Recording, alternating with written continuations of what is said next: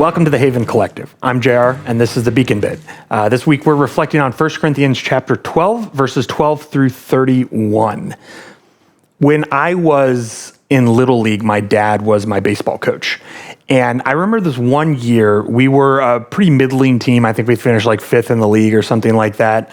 And we had a pretty broad range of abilities on the team, particularly when it came to batting. So we had a pretty set order. You know, the best hitter on our team was first, and, you know, we had several solid guys, second, third, and fourth. And way down at the bottom of the order, always batting 8th and 9th, were these two kids who had not, up until this game, gotten a hit all season long. They were terrible. And I don't remember exactly why, but in this particular game, my dad decided to be a chaos agent. And I remember he went up to the dugout, he untaped the batting order, and he flipped it upside down. And he told his assistant coaches, we're going to invert the batting order. And so the kid that bats 9th is going to bat first and vice versa. And his two assistant coaches flipped out. And they were like, what are you doing? All parents, the parents of the good hitters were all furious, but he was just like, we're going to do it. And again, I don't remember exactly why he decided this was a good idea. But that kid, batter number 9, who had not gotten a hit all season, is now the leadoff hitter for this game. And he gets up there and first pitch cracks one into deep center and ends up getting a stand-up double. And we lost our minds. We were like shaking the fence of the dugout and screaming. He was actually so shocked that he got a hit that he forgot to run. And we were like, run. And he took off like a shot. Again, got a stand-up double. Incredible. The second kid that got up, same thing, cracked one deep into the outfield. And he was ready for it this time. He's like, run. And we ended up with a kid on first and on third. These two kids who had never gotten a hit in the entire season. Now, I can't tell you anything else about that game. I don't remember whether we won or lost. I don't remember if they got any more hits the entire season, but I've never forgotten that moment where my dad inverted the batting order and these two kids who had been functionally bench warmers all season had gotten a moment in the spotlight and made the most of it. It was incredible. Now, batting orders are only one of the many ways that our culture loves to rank people. In fact, we have magazines calling people Person of the Year. We have Sexiest Man, Sexiest Woman Alive. We have all kinds of listicles on the internet that are ranking things. I think all the way back to David Letterman's Late Show, where he was constantly doing top 10s, right? We love this kind of stuff. I was in the age of blogging when blogging died because it turned into listicles. And they said, look, if you want people to click on something, you've got to quit giving it a title like, something I thought was interesting this week. And you got to start saying, 5 things that happened. Number 4, you won't believe, right? So that we just love lists and we love ranking things and we love knowing who's best and who's worst. And of course, that's not anything new.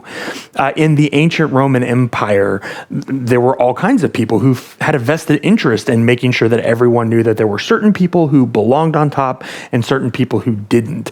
And in fact, the body metaphor for a society or for a culture that Paul uses in today's reading in 1 Corinthians chapter 12 is not one that Paul came up with. It was a really common metaphor that a lot of Romans used, a lot of Roman orators and senators and poets and people like that used in order to reinforce hierarchy. They said, look, there's, some people who are like heads or eyes or mouths. They're really important. And then there's some people that are like, I don't know, a little toe, right? Or an appendix or something like that. And not everyone is equally important, but we're all part of the body. You can hear the rhetoric, right? That just because you're not as important as me doesn't mean that you don't belong.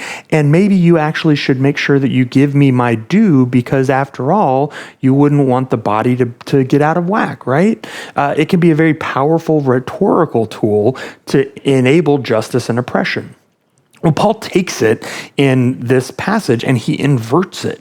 He says, look, all parts of the body are equally important. And in fact, some parts that we consider shameful or less important actually matter more than some of these other parts. So he's doing this very intentional subversion of this common Roman trope of calling the society or the culture a body, because Paul is seeing these divisions and these hierarchies happening in the Corinthian church. He's seeing these divisions that that happen out in the culture begin to bleed into and shape the life of the church. And he says, this is not how it should be. The church should be radically different from the society around it. The church should not be a place that ranks people, that puts some people above others, that puts some attitudes or some races or some ethnicities above or below. The church should not be a place of hierarchy. The church should be a place of radical equality. Now, there's something that I think is really interesting about hierarchy is how it promotes uniformity. Because if you put some people on top and some people on bottom, then naturally everyone's going to want to be like the people on top so that they can move up the social ladder, right? So when you put someone on top, it actually promotes uniformity. It makes us all want to be like whoever you have elevated to the top. But Paul insists that unity is not the same thing as uniformity, that we can be one body where all of these parts function differently together in this beautiful organic way. But that can only happen when we are not elevating some of us above the others. In fact, when we elevate people, it promotes oppression. When we elevate, think about what happened when Donald Trump took office the first time, right? It elevated someone who approved of and used white supremacist rhetoric to a position of power. And so it emboldened white supremacists in our country in a way that we had not seen probably since the civil rights movement.